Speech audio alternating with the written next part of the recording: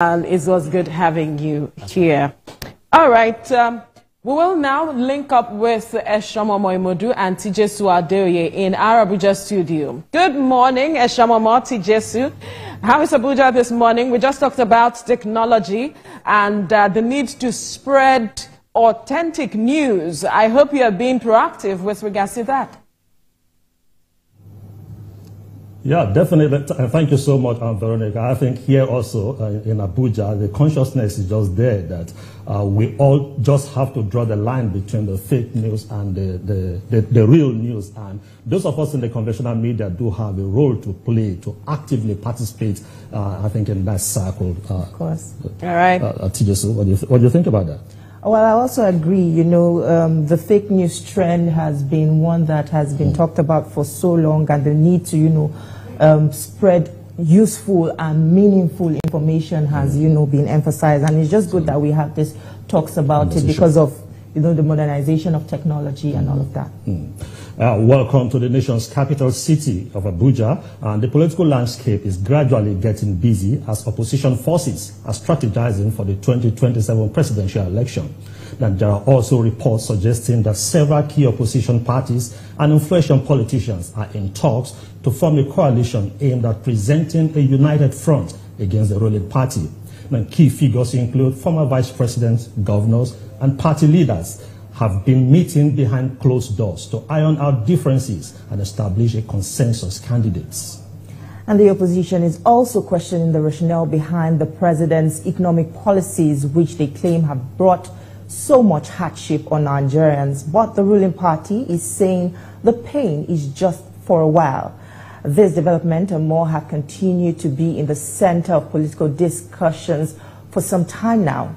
And to help us understand the perspective of the opposition, politics, and national development is the national coordinator of the Obedient Movement, Comrade Tanko Yunusa, and he joins us in the studio this morning. It's good to have you on the program this morning. Thank you, and Happy New Year to everyone. Happy New Year to you too. And we also wish that the new year has washed away all the pain and pang of 2024. Well, hopefully, we look forward to that. Thank you. Well, let's delve straight into the matter. Since the 2023 general election, Peter Obi has been one of the very prominent voices of the opposition, but some critics have, you know, labeled his style as being non-constructive, alarmist, you know, and, you know, selective, even in the fact that he chooses not to recognize some of the critical key achievements of the current administration, Tinubu administration, and chooses to pick on, you know, some of, you know, the defaults of the administration. And he also chooses to turn a blind eye to what happens in the Southeast, some of the atrocities in the Southeast. How do you, you know, face this? Well, it's interesting to note that probably maybe the defaults and the deficiency in the system more than the good thing that has already happened in Nigeria. So you give room for people to speak as regard to the bad things that have happened to Nigerians. Take a look at what happened in 2024. The issue of national anthem, the issue of bad governance, the issue of salaries of wages, the issue of tax bill, the issue of intimidation, and possibly also aggression to the opposition. Maybe let me dissect a little bit. When you say opposition, it means that you are not agreeing with other side of the coin. And it can also happen that people in government too can be an opposition to those who are not in government, because they will argue as regard to whatever it is that is, just like what you have just asked a question now. Peter Obi is somebody who believes in good governance, who makes it as a key aspect of his daily lives. And Nigerians are not used to this kind of politics. In the normal, in South Africa, for example, you have a proportional representation. You have in the UK, even right on the floor, you will see people opposing each other right from day one. And he has been the only presidential candidate representing a political party that have been on the threshold of opposition. Where the government has failed to act, Peter Obi is there to act. Well, and you know the reason why. Not to let act. me explain. Let me come in here. Let me finish. You asked me a question. Yeah. So, and the area in which he chooses to represent or speak about, it's not as if he hates the government. Rather, he's bringing out the ill in the society so that government can take a cue. Who end up being the beneficiary? The people. That is how democracy works. But why is he choosing to be silent on issues that pertaining to the southeast? Take a look at the Simon Ekpa atrocities. Take a look at the iPod sit-at-home order. He has chosen to be silent in those critical issues pertaining to where he comes from. Why is it so? It may amaze you to know that even Peter Obi has praised this particular government in areas where they have performed. It is on record. And also, when it comes to the issue of Southeast, it takes its time. You may not even know that most of the people in the Southeast even do not at a point in time like the activities of Peter Obi, because right from the beginning, he didn't take any single act as regard to say these are a society or a group. He take issues of criminality in a one sweep, irrespective of where you come from and where you come from. And that is the reason why throughout his tenure, in 8 years as he served as governor, there was no armed robbery in Anambra. Go and check it. And even when he was a governor, the security apparatus in which he put in place were not people from his own area. In fact, his ADC was a Northerner. And then the police commissioner also was a Northerner. And they were exemplified action that he took. These are not social media activities. These are practical issues. Tanko, what we're saying now is that, the opposition party is a party or a candidate who is opposing the government in place. So the way Nigerians hear the voice of Peter Obi, the voice of the obedient movement, talking about what you say, the failures of this government, you hear less when it comes to the successes. For instance, in 18 months, you had the Port Harcourt refinery upstream. You had the Warri refinery. You had several positive things coming in place. Nigerians have not heard the voice of Peter Obi praising the government for doing what several governments before now have not done about refining our crude. Are we saying that the refineries are working? Are they not working? No. We kept on telling stories and lies to the Nigerian people. But people have paid visits to these refineries and confirmed that they are up and running. Right, me and you here, let me see the refinery working. Me and you here, not going anywhere. We've had stories about those refineries working for ages.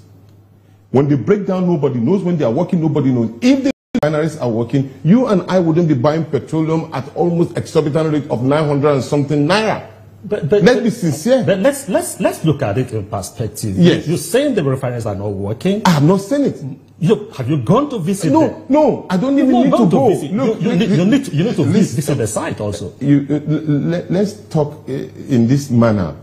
If the refineries are working, you'll be seeing the tankers loading and all. Show me a clip. Show me one clip. The marketers have been lifting. Even our correspondents are visited, and we have videos of tankers lifting from Port Harcourt refineries. And you can't argue with those facts. I have not contradicted you. I just say show me a clip. Maybe because you didn't pay attention to what was reported, because you're more conscious of what you perceive the non-performance of the government. It simply means you can't show me a clip. Because if you have it, you will proudly show me. So this is refinery, this is Warri refinery working, and then you have tankers lifting oil and all of that. I'm comfortable, I'm happy. Because why? It makes the Nigerian state very comfortable, and the Nigerian people are beneficiaries. We just spoke about fake news, and yes. You know, this matter is something that was publicized generally. So are you saying all the media stations in Nigeria are on the fake news side? I'm just telling you, I'm not arguing, I'm only saying give me a proof. You have not seen? I have not. Okay, you're also aware that the former president, Olusegun Obasanjo, yes. has been invited by the NNPCL to take a tour of those refineries. Now, would you also want, or Mr. Peter Obi, join the NNPCL to take a tour of those facilities so that you will be convinced? Why not? You can invite him. He will be glad to go. Because what we are always championing is about good governance, making all of our services working. Nobody is interested in saying that if a government does something, I myself, His Excellency Peter Obi, will praise him. I said he has done so. He has done so.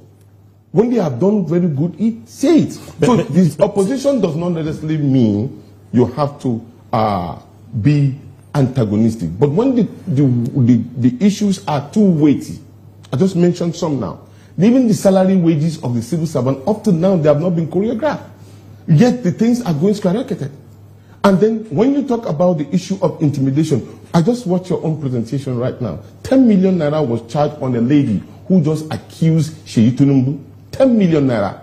And then the fact was that if there was been judicial activities on that particular lady, why would she have been charged? So where do you draw the line? Where do you draw the line on also imposing on somebody else's, fundamental human rights? Yes.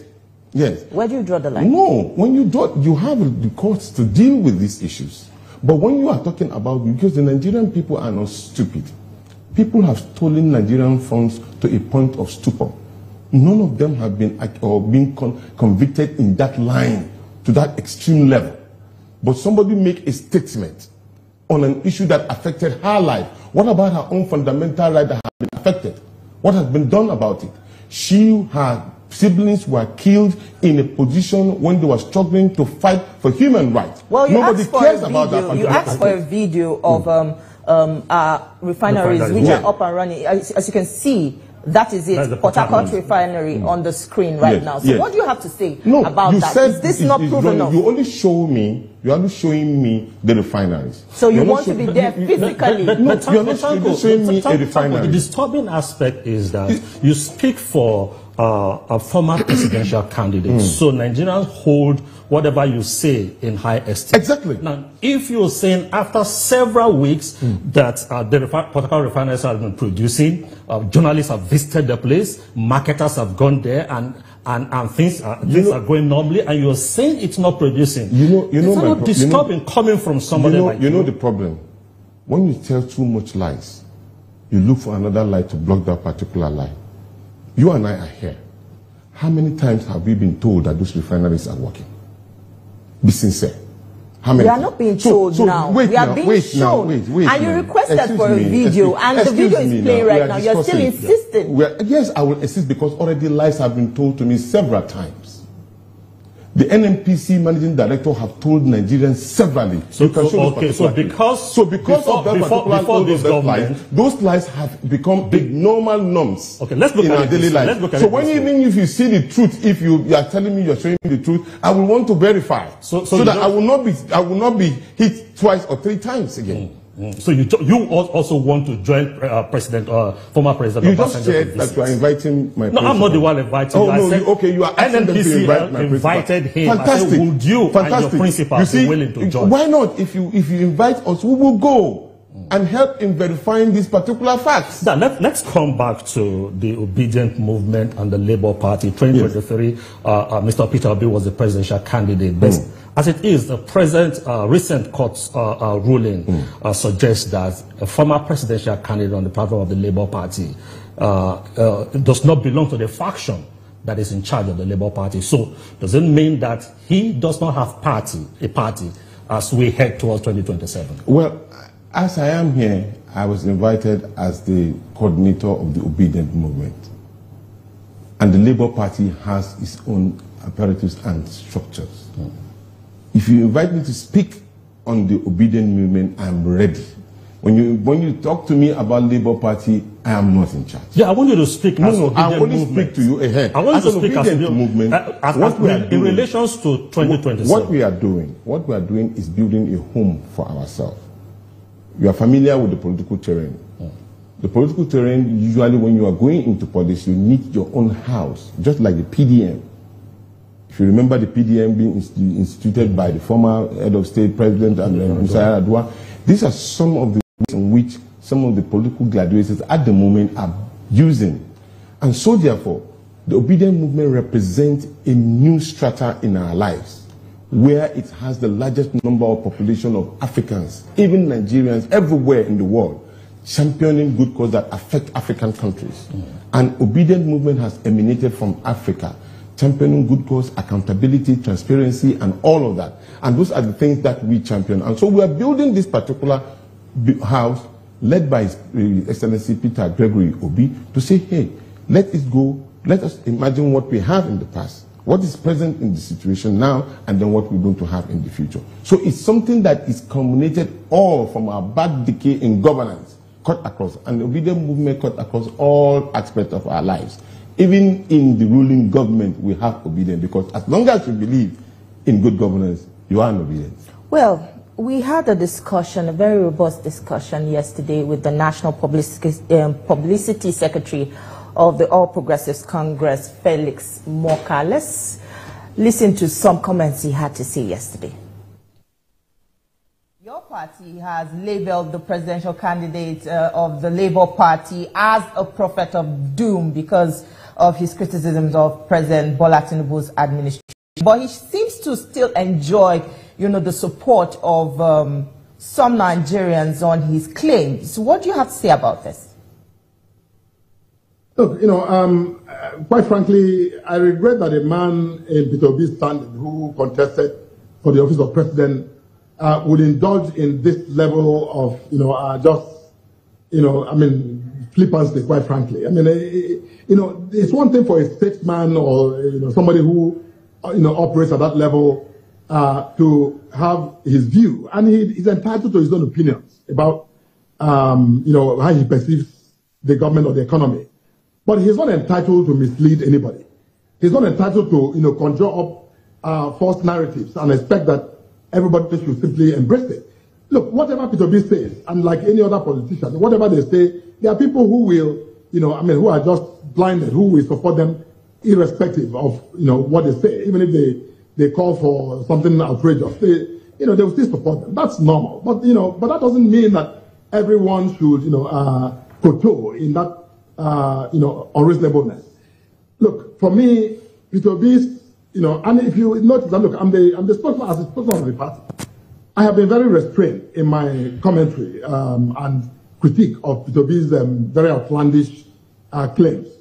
But, when you say the president must never go abroad for medical treatment or, the president, should do ABC, that is fine. It's your views, it's your suggestion.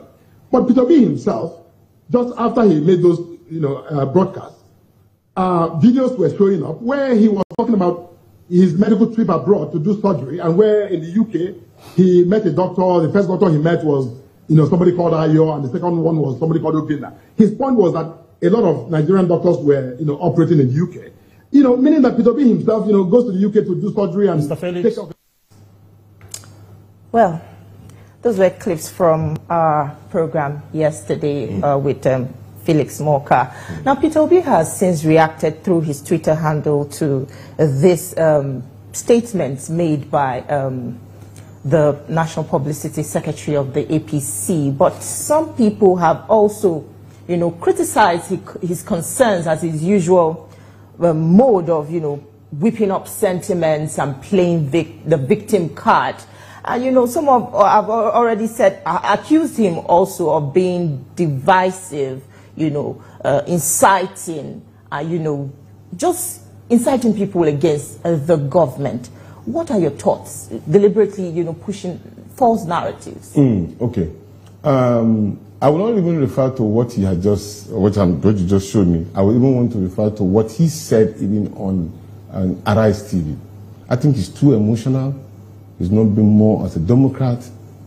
You see, the truth about it is that in democracy, the people and the opposition have a right to present their views of what's happening in governance.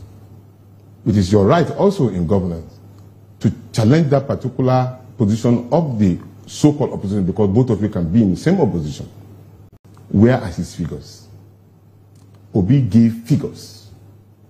Obi gave factual positions of the situation in governance. We had stampede in Ibadan because people were hungry. Nigerians cannot move from Kaduna to Kano if not for the recent patching that they did. These are facts. He cannot talk about the inflation rate, which has reached an astronomical height at the moment now. Can you debunk the fact that Nigerians are buying petroleum fuel from 75 naira or 65 naira to almost 1,000? Well, let me finish, please. You asked me a question, allow me to finish. Okay. Now, because these are facts on the figure. And then if you, as a spokesman or a representative of a government or a party, All you need to do to him, yes, Tanko said this particular part of my hands is black. And then I'm telling him that this particular part is lighter in complexion. Comrade, let's not forget that this administration is just 18 months old. No. And with its achievements so far, will you say you were throwing away the baby with the bathwater? Not at all. Let me tell you something. Nigeria has a decayed system even before this government came in. These are facts. And your principal is also a part of the system. He was a governor for 8 years. And what he left as a governor are very clear. Let me give you some of the facts. Let me give you a fact. Let's refer to this health. Let me give you a fact of some of the things that he has done. Did he also construct a first-class hospital in Anambra State while he was there? Does he go to Anambra State to consult? Because when we speak about governance, we speak as if the federal government is the only government. We also have state governments. Now he was also part of the political, he's part of the political class. He was a former governor. So if you are saying that there is a failure in the system, you should also say he also failed because he was a participant in the system. Let me weigh out some of the, because there was a statement that he made that he didn't leave any legacy. We're talking about a governor who took the state's children who were 26 or 27 on WAEC result times table of abysmal performance to #1 within the 8 years. Are you talking about a governor who was able to secure and make sure that there were inroads in every local government of Anambra State? Were you talking about a governor who left money in the account of the government and that particular money was confirmed to be used for the building of an airport? Are you saying that was there the margins of development in that state compared to also the incumbent president when he was the governor in Lagos State? I just told you some of the things that Obi did. When you talk about electrifying the society, he made sure that every local government is fully electrified and they can do businesses. Are you talking about a governor who does not steal or use public funds? A security vote. He doesn't use his security vote for the benefit of himself and his family. These are things that we are not used to. Are you talking about a governor who paid all the outstanding bills of his predecessor, even paying their salaries and wages and outstanding pension? Now, these are facts. No one is arguing. Tanko, no one is arguing. These are facts. No one is arguing about your facts. Yes. But also the troubling aspect is that you are also arguing about certain facts that are there. Certain facts that the government that is in place in 18 months have been able to do something. Exactly. Now, why do you want the public to believe some facts? Won't you also be a critic that is not to one extreme and also admit that in 18 months, what you've never had before, this government came in place and you start seeing it, which means there is progress in the system. In the 18 months, Nigeria is suffering pain and pang of the highest astronomical level, which affect every one of us. Today, a Nigerian person, even as we speak, right here in your office, some people could not come to office because they have to even borrow money to pay for their transportation. I like that. Let me take you down. I am a dispassionate person. Yeah. I want to remind you of something. You know me very well. That if there are things that have been done, believe me, I will not feel shy to say them. But it's troubling. You've just denied some things. Give me one, and I will account to you. We showed you the video, the one you denied. You just told me, and I gave you reason why I didn't believe it. I gave you reasons. If I may come in here, comrade, if roles were reversed and Peter Obi happened to be the president, would he have done anything different? Or would he have achieved more? Severally. Let me give you one simple example of what the kind of person that Peter Obi is. Recently, we had a very good criticism by a lady of his character and his action, which she gave on Arise TV. Ordinarily, normally for some other person, another contemporary politician, they will have sent some of their goons to go and attack her and accuse her of anything. But what did he do? He went to her, visited her, talked to her. Ma, these areas that you mentioned, I'm happy that you mentioned them, and I'm going to make amends.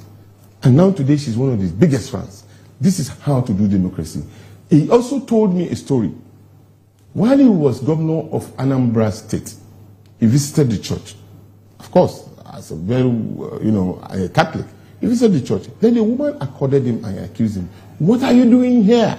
What brought you here? You government people, thieves. You've not paid our outstanding pension and gratuity and all of that. He said, man, I just took over office.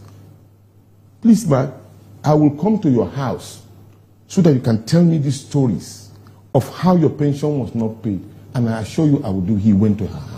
Since he has this wait a minute, I'm telling you something. You asked me something that he will do different. I'm just giving you some of the practical actions that we are not used to as Nigerians. If you can allow me come in. Yes. Since he has such an impressive track record, why is he reluctant to also collaborate with government since he has so much ideas? And yes, he was not able to win the election. Isn't it proper, a good spirit of sportsmanship to extend, a hand of collaboration to the present-day government to say, okay, these are my views. How can you incorporate it into your governance? Has he done that? Have you been invited?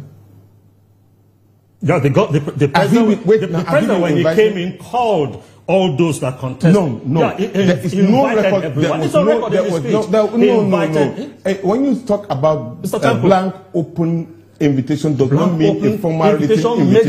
He was not invited. But he has been paying visits to other, national state leaders, past leaders, that are not even relevant in this government.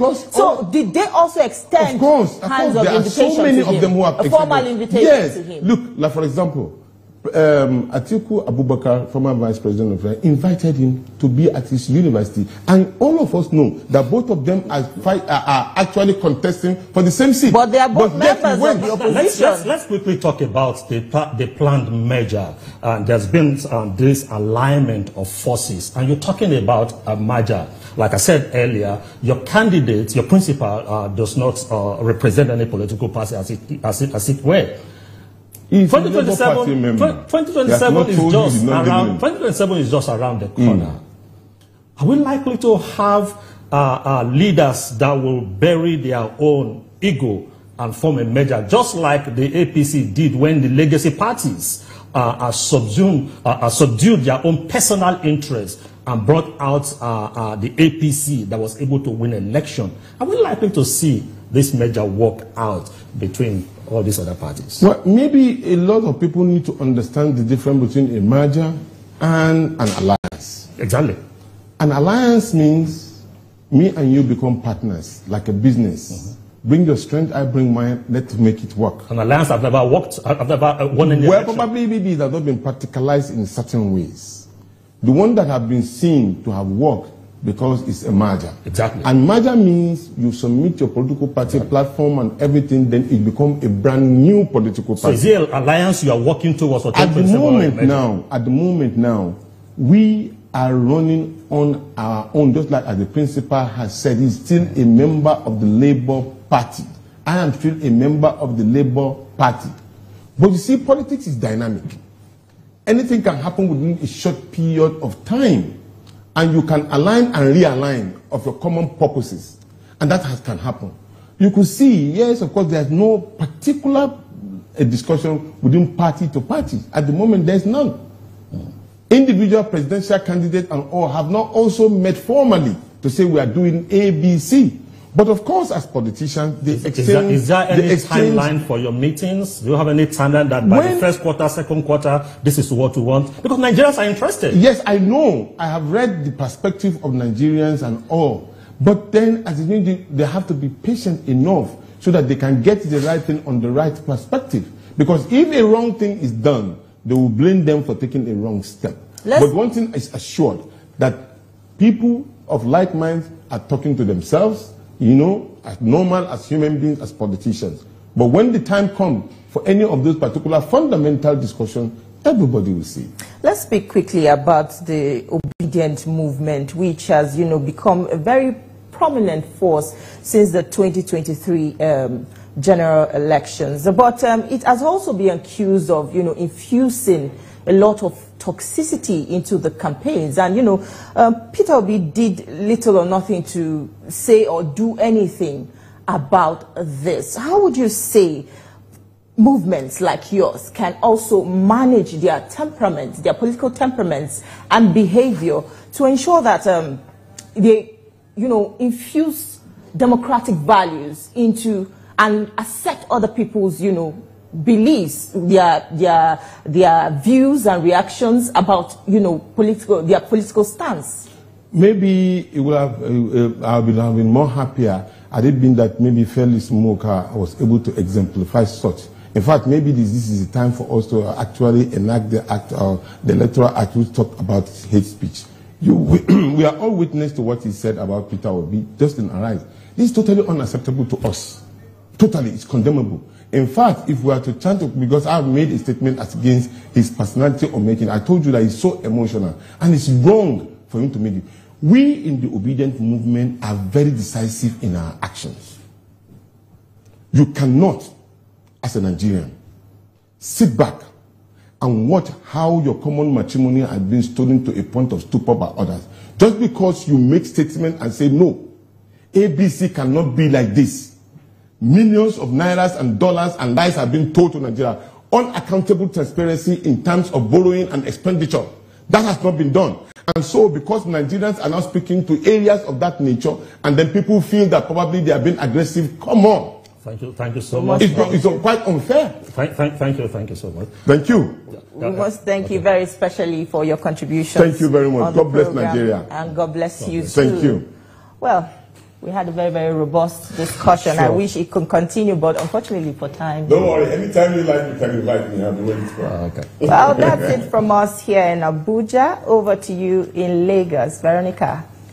Thank you, TJSU and Eshomamo. Quite an interesting conversation there, especially talking about the obedient movement and their temperament. I don't want to delve into it, but it's an issue that has to be critically looked into.